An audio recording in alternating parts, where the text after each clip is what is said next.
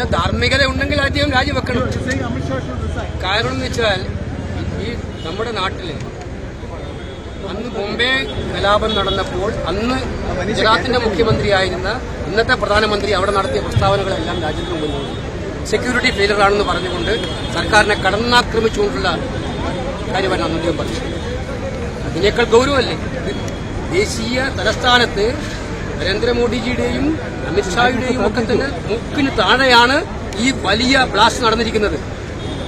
Serious security ഫെയിലറാണ്. അതിന്റെ ധാർമ്മിക ഉത്തരവാദിത്തം ആഭ്യന്തരമന്ത്രി ഏറ്റെടുക്കണം എന്ന് തന്നെയാണ് ഞങ്ങൾ പറയാൻ ഉദ്ദേശിക്കുന്നത്. ബീഹാറിന്റെ ഒരുപാട് ഈ റിസൾട്ടുകളെ സംബന്ധിച്ച് എക്സിറ്റ് പോളുകൾ പറഞ്ഞിട്ടുണ്ട്. പക്ഷേ അതിനേക്കാൾ ആശങ്കപ്പെടുത്തുന്ന ഒന്ന് തെരഞ്ഞെടുപ്പ് കമ്മീഷൻ കണക്കുകൾ പുറത്തുവിടുന്നത്. അത് കഴിഞ്ഞ പോലെ തെരഞ്ഞെടുപ്പുകളിൽ നിങ്ങൾ കാണുന്നതാണ്. സാധാരണഗതിയിൽ നമ്മളൊക്കെ തെരഞ്ഞെടുപ്പുകളിൽ ഒരുപാട് മത്സരിച്ചതാണ്.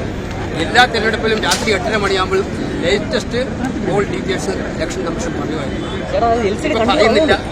മേനത്ര വോട്ട് ചെയ്തു, വിമനത്ര വോട്ട് ചെയ്തു എന്നുള്ള കണക്ക് അവർ പറയുന്നില്ല, ഡീറ്റെയിൽസ് പറഞ്ഞില്ല. കഴിഞ്ഞ പാർലമെന്റ് ഇലക്ഷനിൽ 2 ആഴ്ച കഴിഞ്ഞിട്ടാണ് ആദ്യ റൗണ്ടിന്റെ ആദ്യ ഫേസിന്റെ ഇലക്ട്രൽ ഡീറ്റെയിൽസ് അവർ പുറത്തുവിട്ടത്. തെരഞ്ഞെടുപ്പ് കമ്മീഷൻ കോംപ്രമൈസ് കമ്മീഷനാണെന്നുള്ളത് നമ്മൾ പല പ്രാവശ്യം എസ്റ്റാബ്ലിഷ് ചെയ്തതാണ്.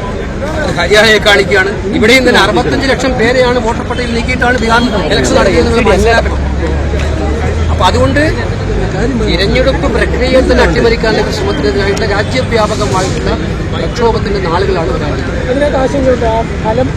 അല്ല, ഞങ്ങളുടെ ഫീൽഡിൽ നിന്ന് കിട്ടുന്ന റിപ്പോർട്ടുകൾ ഞങ്ങളുടെ കഴിഞ്ഞ 4 മാസക്കാലമായിട്ട് കോൺഗ്രസിന്റെ സീനിയർ നേതാക്കന്മാർ, മന്ത്രിമാരായിട്ടുള്ളവർ, എംപിമാരൊക്കെ കഴിഞ്ഞ 6 മാസത്തോളം അവിടെ ഒബ്സർവേഴ്സായിട്ട് ഓരോ അസംബ്ലി കോൺഫറൻസിലുണ്ട്. കോൺഗ്രസും മഹാഗഠബന്ധനും മനസ്സിലായി. അവരെല്ലാം തരുന്ന റിപ്പോർട്ടുകൾ ഈ തെരഞ്ഞെടുപ്പ് മഹാഗഠബന്ധത്തിന് അനുകൂലമായിട്ടുള്ള കാറ്റാണ് താഴെത്തു ഉണ്ടായിരിക്കുന്നത് തന്നെയാണ്. ഞങ്ങൾ ആ പ്രതീക്ഷയിൽ തന്നെയാണ്. എക്സിറ്റ് പോളുകളൊന്നും യഥാർത്ഥമായി മാറുന്ന കാര്യമല്ല ഇന്ത്യയിൽ.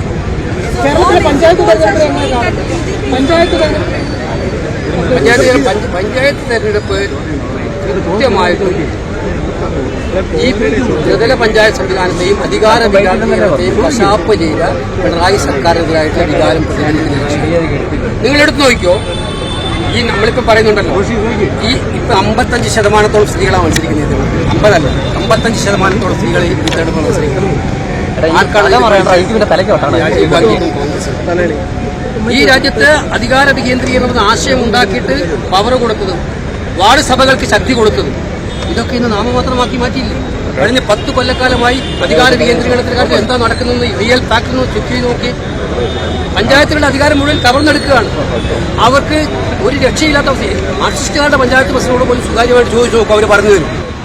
ആ അന്തസ്സത്ത കളഞ്ഞു കുളിച്ചവരാണ് ഇപ്പോൾ ഭരണം നടത്തിക്കൊണ്ടിരിക്കുന്നത്. ഇവർ അധികാര വികേന്ദ്രീകരണത്തിലെ കേന്ദ്രീകരണത്തിന്റെ ആളുകളാണ്. അപ്പൊ അത് ചർച്ചയാകുന്ന ഇലക്ഷനായിരിക്കും. പിന്നെ കേരളത്തിലെ ഒരു തെരഞ്ഞെടുപ്പ് എന്ന് പറഞ്ഞാൽ അത് വാർഡ് തെരഞ്ഞെടുപ്പായാലും രാഷ്ട്രീയം ചർച്ച ചെയ്യപ്പെടും. ഈ സർക്കാർ ചെയ്തിരിക്കുന്ന എല്ലാ ദുഷ്ചെയ്തികളും വിശകലനം ചെയ്ത ഇലക്ഷനായിരിക്കും.